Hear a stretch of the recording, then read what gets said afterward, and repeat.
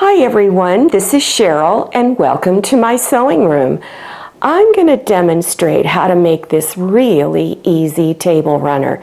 I picked this pattern because the fabric was so gorgeous. I didn't want to cut it into little tiny pieces because I love the large print. So let's get started.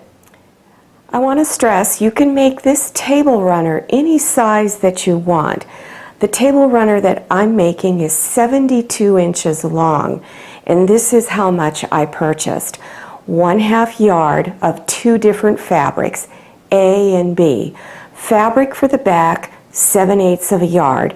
Your cotton batting, get it about 14 inches wide by whatever length that you need it to be. Take your 2 fabrics and have your selvage edges folded together. Then stack your fabric on top. Line up your folded edge and place it on a line straight across on your cutting mat. I'm going to straighten out this edge over here.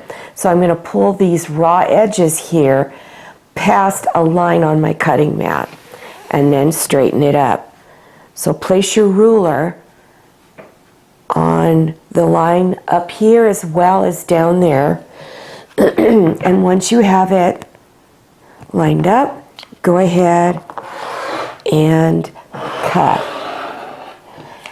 Now don't move your fabric. You're going to go over 12.5 inches and do your second cut.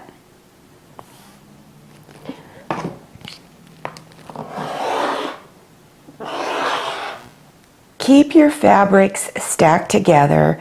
And here are my raw edges. You're going to trim the raw edges off first.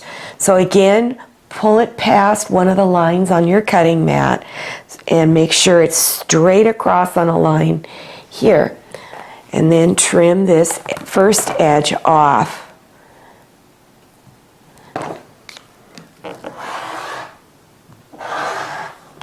Now, don't move your fabric. Go over 6.5 inches and do your second cut.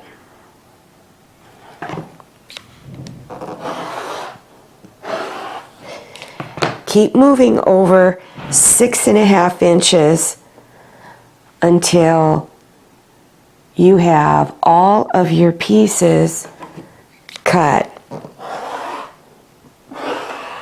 And I'm just going to move it over one more time and do my last cut.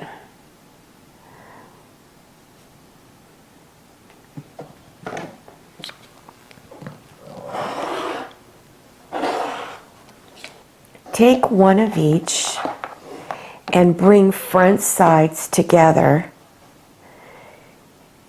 And then go ahead and pin them. I recommend if you're a beginner, always pin, because if you're not used to holding the fabric and stitching things together, it helps if it's pinned. After you've got it pinned, then you're going to come in 1/4 inch from this raw edge and stitch all the way across. Then I'm going to take the next solid piece and stitch it on. So line up your edges and then go ahead and stitch 1/4 inch seam all along here. Just keep stitching them together, alternating between the dark and the light, and you can just make this any table runner length that you want. After you've stitched all your pieces together, then you want to press the seams on the back side. And I just tuck one piece under and then press. And you want to just keep going on down the line, pressing those seams on the back side until you have all of them pressed. Press the seams on top after you've pressed on the back. So I keep the table runner lifted a little bit and I just push against that seam with my iron to press that seam going all in one direction all the way across. And just keep going on down the table runner until all your seams are pressed.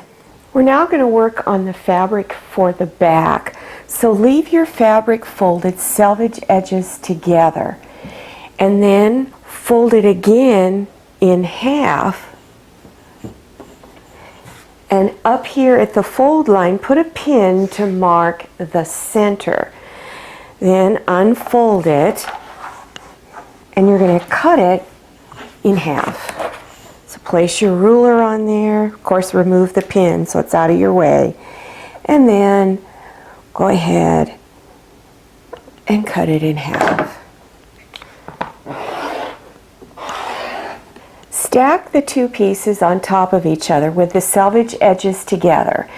And we're going to cut that off. So line your ruler up straight across and trim these edges off.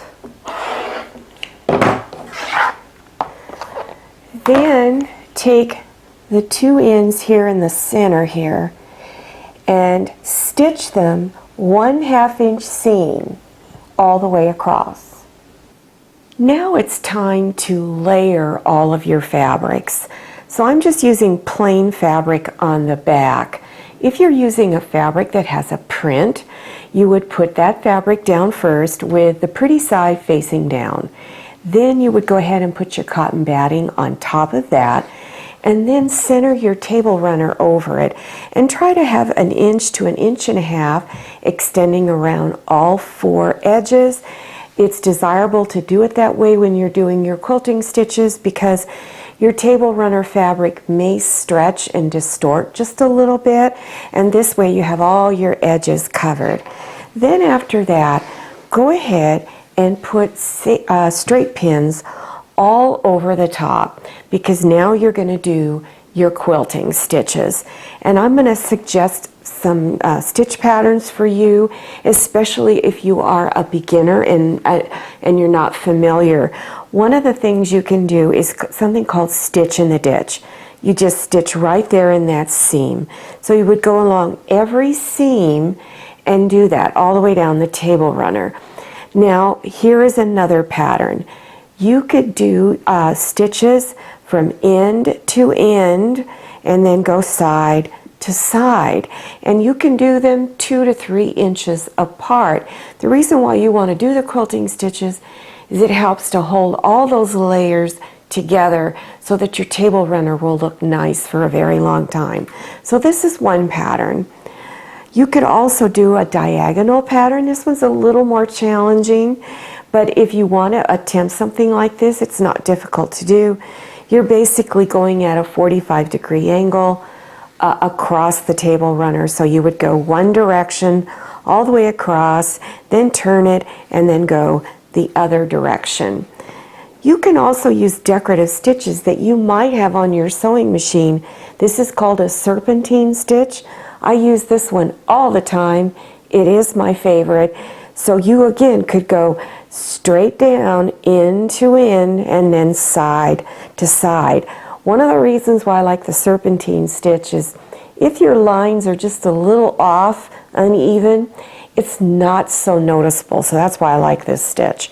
And then of course, if you want a real challenge, go at a 45-degree angle and do it on a diagonal, which is what I did on my table runner here. So after you've done all of your pinning, make sure all your layers are smooth before you start stitching at your sewing machine.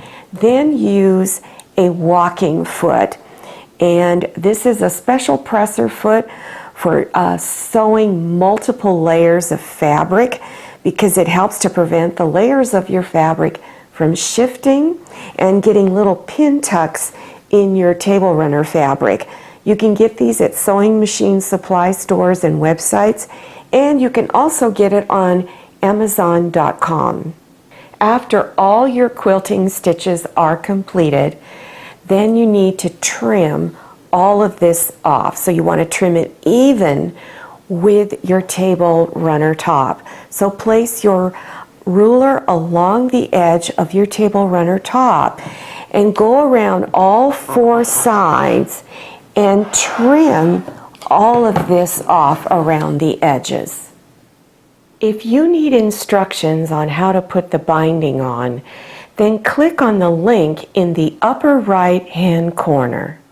For more table runner projects, go to the very end of this video where you will see a green screen and click on the links. If you like this video, would you please click on thumbs up, and don't forget to click on that share button to share it with your friends. And if you haven't subscribed yet, go to that button in the lower right hand corner of your screen.